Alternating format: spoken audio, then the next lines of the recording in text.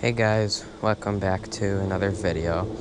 Just to let you guys know, all of the motorized bicycle videos will be filmed on this channel now. I felt like I should put the motorized bicycle videos on my second channel, which is more actual filming than on my gaming channel, because a motorized bike is not really a game. But anyway, today we are going to be doing some basic maintenance. If you guys can even hear me over that airplane.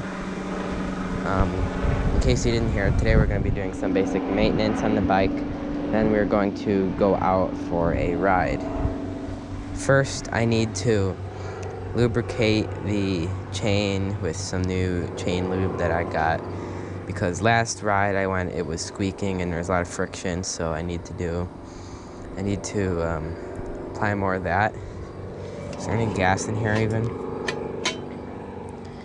There's just a little bit of gas, so I'm gonna fill gas up too. So let's start with gas, since that's the easiest. Go in the shed, get some gas, and make sure you guys can actually see this. So I'll make a video about it later, but this is my homemade ethanol-free gas, since the nearest ethanol-free gas station is like 200 miles away, something crazy like that.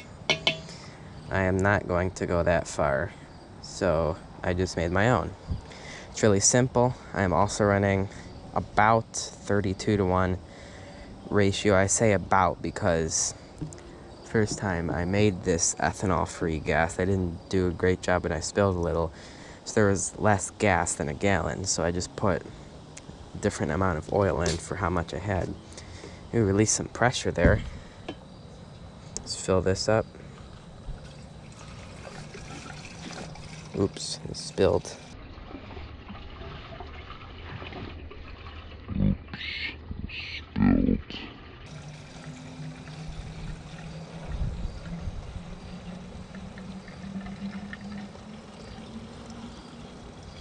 Let's fill this all the way up. Should be about 1/4 of a gallon left in this red gas can, so that should fill the bike up to about full, as it has. Very nice. So I got 2 full tanks out of this left still. And unfortunately, my rag that I had is gone. I spilled a little bit of gas, so I'm going to have to take this rag to do it, but I need to move the bike first, because the bike is so heavy I can't get the rag off without knocking the bike over. But just want to make sure none of this is going to burn when I start the engine, so I'm just going to give it a nice wipe down, make sure there's no excess laying around or anything. I do not want this bike to start on fire. That would be bad.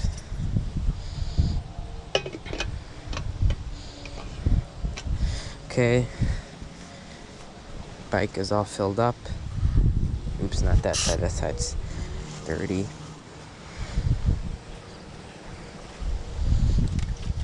Give it a little shake, just make sure everything's mixed up properly.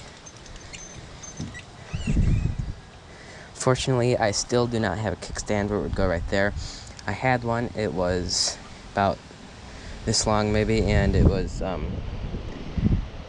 metal, but it broke in half. I'm not really sure how. You also can see I have added this because I heard people are riding and their exhaust literally breaks off and falls. I don't want that to happen with mine, so I put this on to slow the vibrations down. Also, there's an air leak right about here in the carburetor, so I did some tape and I put some RTV liquid gasket. It's like rubber, all in little cracks and holes where the leak is, and it's not fixed completely. Revs take a pretty long time to go back down, and it doesn't idle very well, but it's good enough for now, I guess. I heard that you can use a O-ring and put it in the throat of the carburetor to seal it. Maybe I'll do that. What I've been using, liquid wrench, chain, and cable lube. It's pretty good. It's a liquid, so you have to apply it more often. Hold on, let me see, how many miles do I have? 350, so I probably had to lube the chain probably 20 or 30 miles ago, which is not bad. Now, first I need to take the chain cover off. Yes, I did put the chain cover on just to keep it cleaner and so I don't get my leg caught in it, because that would not be fun. I have my Leatherman here, which I use for everything in here. Okay, so let's get this off. There is a nut on the other side of the chain guard that I need to be careful about so I don't lose it, because it's the only nut that was provided in this kit for putting the chain guard on, and it didn't even attach here properly, so I just used zip ties. I heard it's fine to use zip ties anyway. It's super sturdy, although the chain is a little bit too close, because sometimes when I go over really big bumps it hits the chain guard, but I pretty much fixed that. Okay, so I'm going to put my finger over here so I can hopefully catch this nut once the threads pass the nut, or pass through the nut.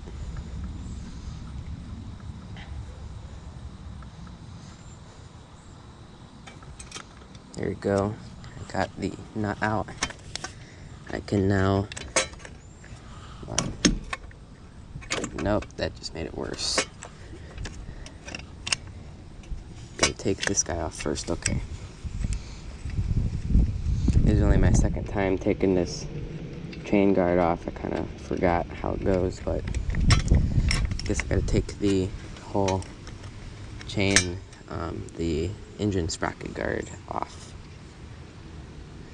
It looks a little bit less wear on this thing. This little cylinder goes in here, and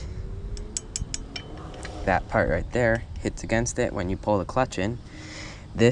All this little metal piece does is basically engage and disengage the engine, so it's a very small piece with a very big job, because without that you would be stalling out everywhere.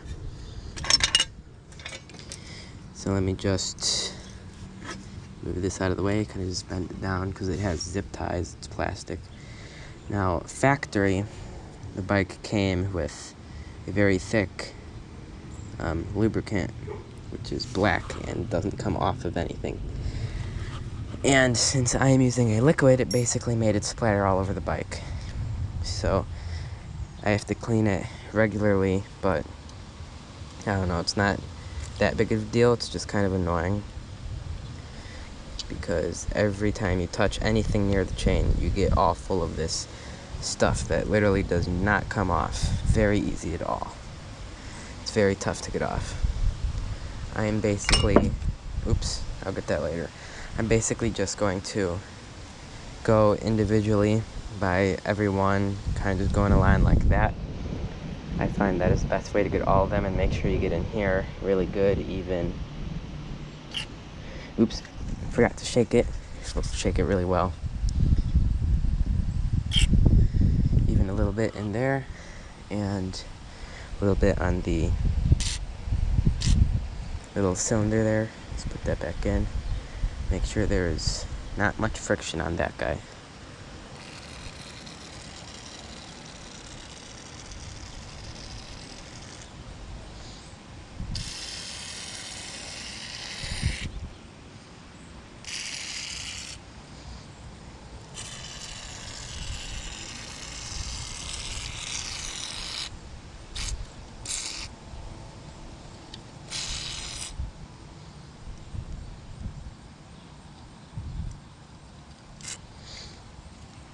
That should be pretty good.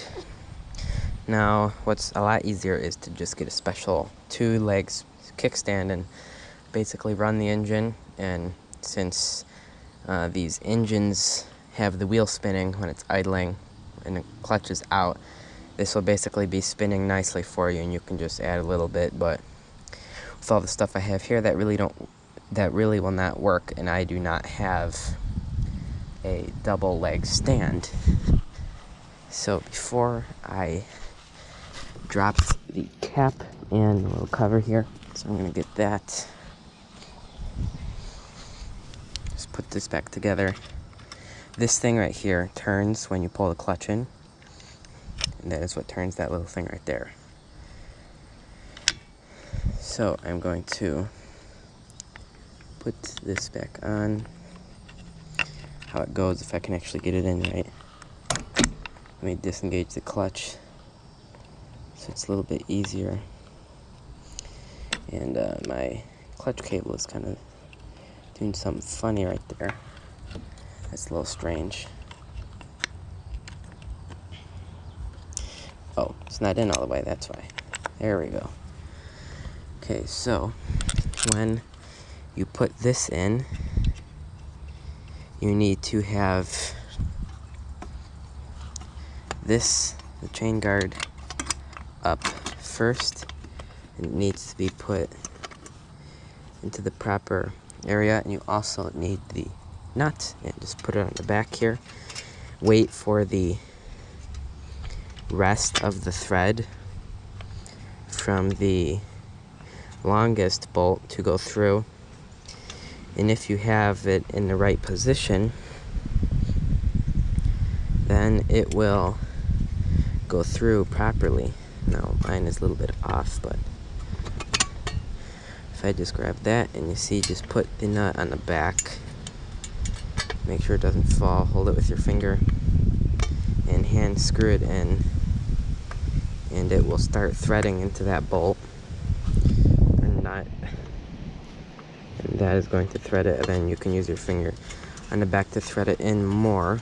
And make sure when you're threading to hold the bolt so it basically threads by itself and you don't have to turn it as much. It's a little bit easier. Now the annoying part is actually fully tightening that bolt, because there's not much room or space, and I really don't want to take the carburetor off because I have it all sealed up pretty much right now, as best as I could get it sealed with what I have. So I need to go through the back area of the bike and tighten it that way. Make sure to tighten these all evenly.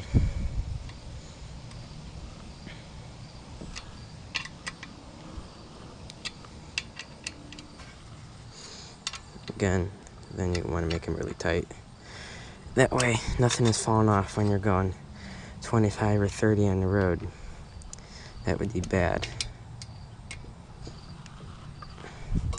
There you go. It's nice and tight, and it's not even fully tightened yet. Just put this straw back. There you go.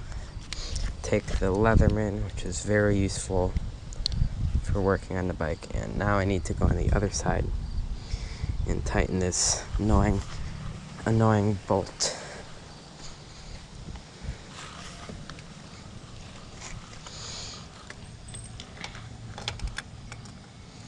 You guys probably aren't going to be able to see this too good, but I'm basically going by the clutch cover with the Leatherman pliers and tightening the bolt as tight as I can,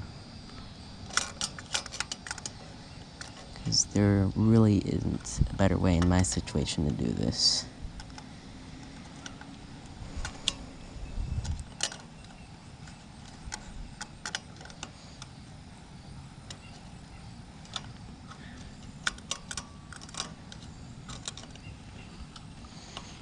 Okay, that's about as tight as I can get it.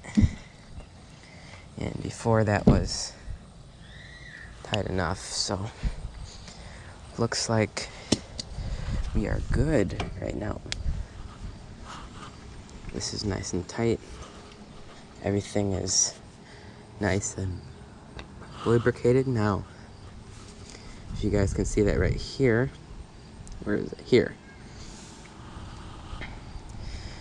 Usually 30 to 60 minutes, the longer the better.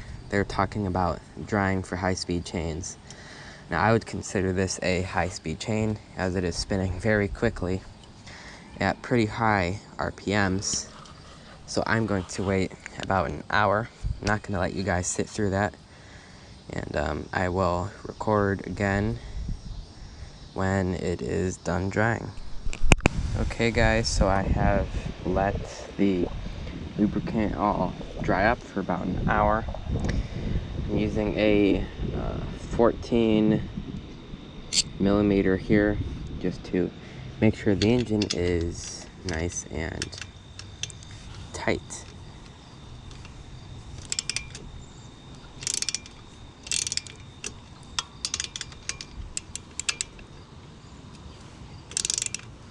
Oops, that's loosening it. Don't want it to be loosened, I want it to be tightened.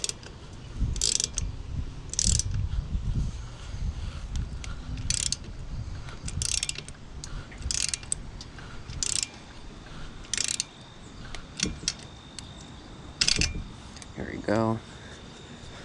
Oops, the bike is starting to fall over a little bit. Gonna move it back. Okay, so there are also all on the chain tensioner. Ooh, that one's super loose.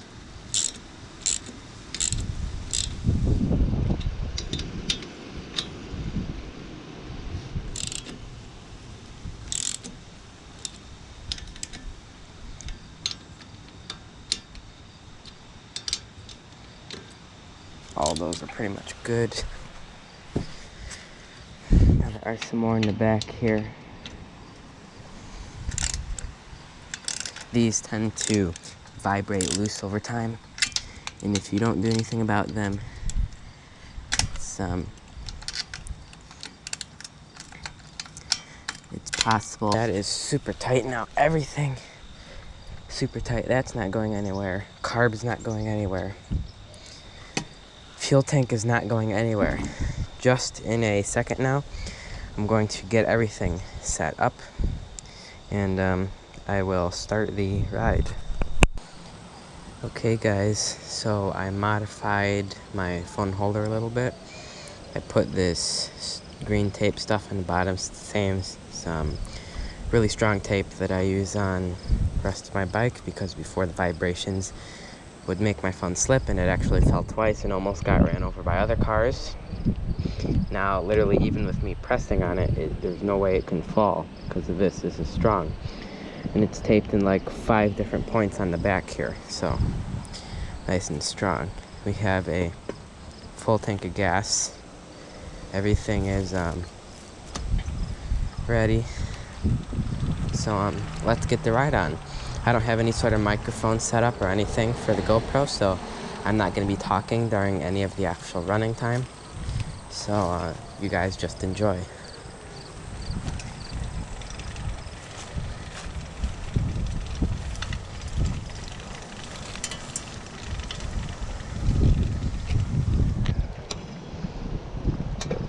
Turn the fuel on.